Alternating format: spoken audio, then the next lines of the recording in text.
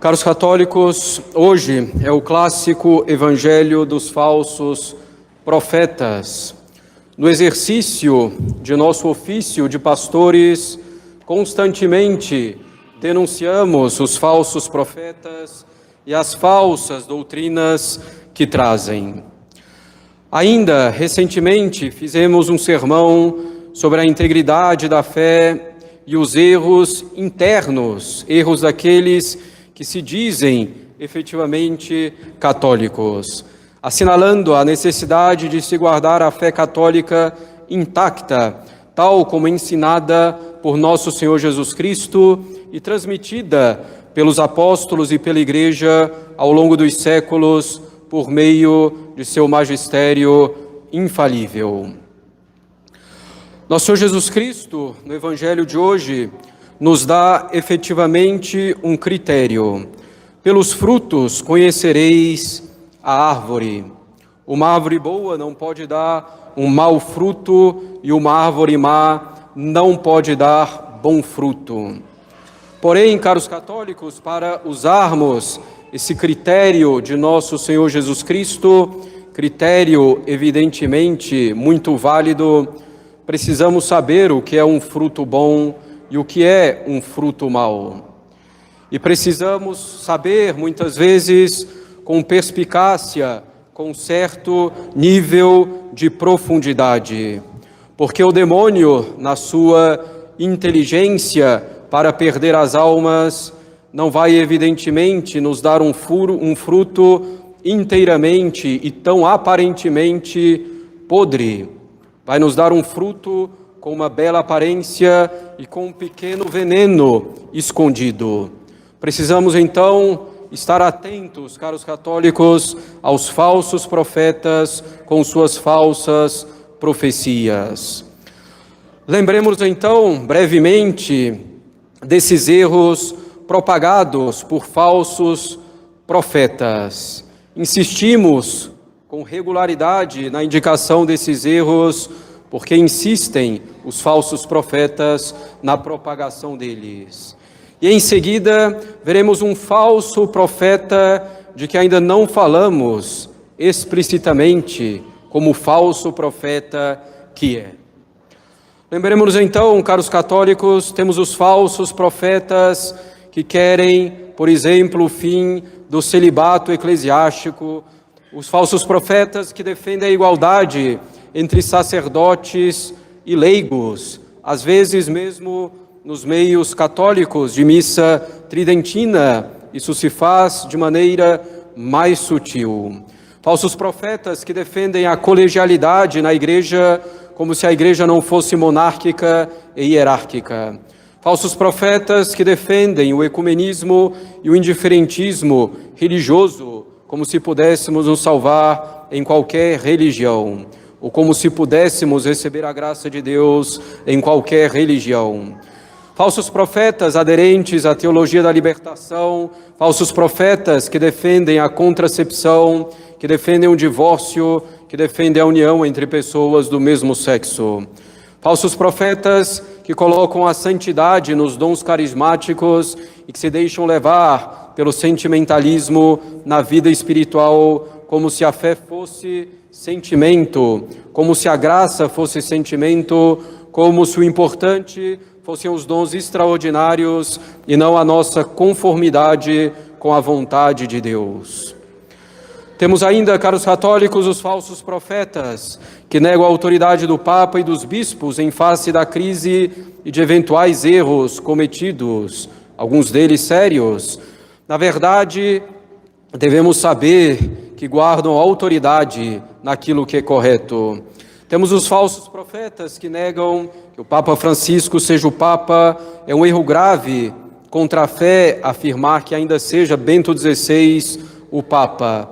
Um católico não pode aceitar isso.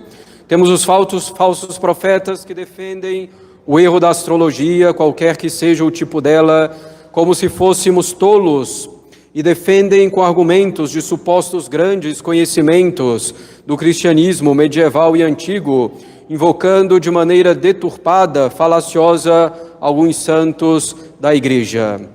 Falsos profetas que defendem o erro da astrocaracteriologia, o erro das camadas da personalidade, o erro da formação do imaginário, colocando a literatura como base de todo outro estudo e como base primordial do conhecimento do mundo, o que é verdadeiramente loucura.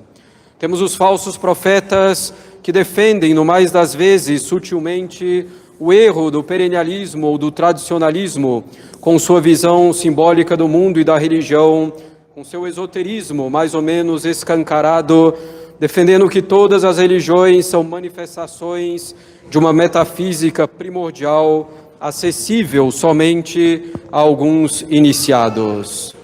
E frequentam as missas para ter acesso a essa religião escondida, a essa metafísica acessível apenas a alguns iniciados, e que no fundo só pode vir do demônio, pois a religião de Cristo não tem segredos e é acessível a todos. Temos, caros católicos, os falsos profetas do conservadorismo tão distante do magistério da Igreja, da doutrina da Igreja sobre o papel do Estado, da família e do indivíduo.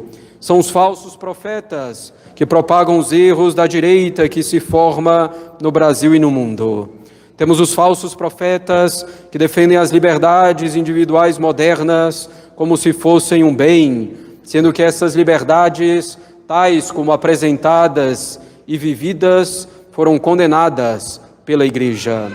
É o erro do liberalismo, portanto. O erro também do liberalismo econômico, tão reiteradamente condenado pela Igreja e que faz nascer dele o socialismo e o comunismo. Temos os falsos profetas que querem formar o nosso pensamento e a nossa moral à base de posts de Instagram, à base de grupos de WhatsApp e de postagens de Facebook e de outras redes sociais. Temos os falsos profetas que levam a não raciocinar com base em princípios da fé e da razão natural. Temos os falsos profetas que querem formar grupos de estudos sem orientação sólida da Igreja. Temos aqueles que aceitam vários erros a fim de combater outros erros, como, por exemplo, para combater o aborto ou o comunismo. Temos os falsos profetas que querem nos fazer pensar que se trata, antes de tudo, de uma guerra cultural e não espiritual, como se a guerra cultural fosse também a nossa principal arma. Temos os falsos profetas que propagam a autocultura, que é pretexto para a difusão de ideias erradas. Temos os falsos profetas da masculinidade bem mal compreendida, colocada na bebida, no tabaco, numa barba ou no estilo de vida. Temos os falsos profetas que propagam a heresia das obras, que faz recair a solução na ação, no apostolado pura e simplesmente, e não naquilo que precede a ação e ao apostolado, e que é a alma do apostolado, que é a oração. Gritam ou escrevem, viva Cristo Rei, mas cuidam bem menos da própria vida, da própria castidade, da humildade, seus deveres de Estado, da própria santificação. Temos os falsos profetas que colocam a política em primeiro lugar, como se a política fosse resolver tudo, como se não fosse uma questão de religião em primeiro lugar e da verdadeira religião, a católica. Temos os falsos profetas que acham que o que importa é amar os cidadãos e que isso é uma obrigação moral de um cristão, enquanto a verdadeira obrigação está na armadura espiritual. Temos os falsos profetas que apoiam um político ou políticos por serem supostamente o mal menor, aceitando tudo ou quase tudo para isso, ou defendendo em tudo, tornando-se cego para apoiar sempre, para evitar uma suposta volta do esquerdismo. O erro é o erro, a mentira é a mentira, a desonestidade é a desonestidade. Não podemos compactuar com isso, nem sequer para evitar o retorno de um mal maior. Temos os falsos profetas que acham que uma forma de governo é a solução para tudo, em geral, a monarquia. Temos os falsos profetas das teorias da conspiração, que nos fazem cair no ridículo, perdendo a credibilidade diante dos outros e permitindo que avance a conspiração real contra a Igreja e Cristo. Temos os falsos profetas que se autoproclamam o grupo que vai salvar o Brasil, a Igreja. Infelizmente, devemos constatar que os católicos muitas vezes se deixam levar facilmente. Basta alguém citar São Tomás ou algum outro santo, apresentar-se como católico, dizer 2 ou 3 coisas boas e as pessoas começam a seguir aquilo que escreve, aquilo que diz. E depois vem o erro, mais ou menos sutil, misturado com a verdade, e o católico despreparado segue, manchando a sua fé, perdendo a integridade dela. Porém, caros católicos, precisamos falar do pior dos falsos profetas, sem o qual todos esses falsos profetas e todas essas falsas doutrinas que mencionamos não alcançariam tanto fruto na difusão de seus erros. O pior dos falsos profetas, caros católicos, somos nós mesmos. E sem isso, nenhuma falsa profecia, nenhum erro teria sucesso. O pior dos falsos profetas somos nós mesmos quando não procuramos levar a sério a nossa vida de oração. E a partir disso, toda a nossa vida espiritual vai desmoronando pouco a pouco.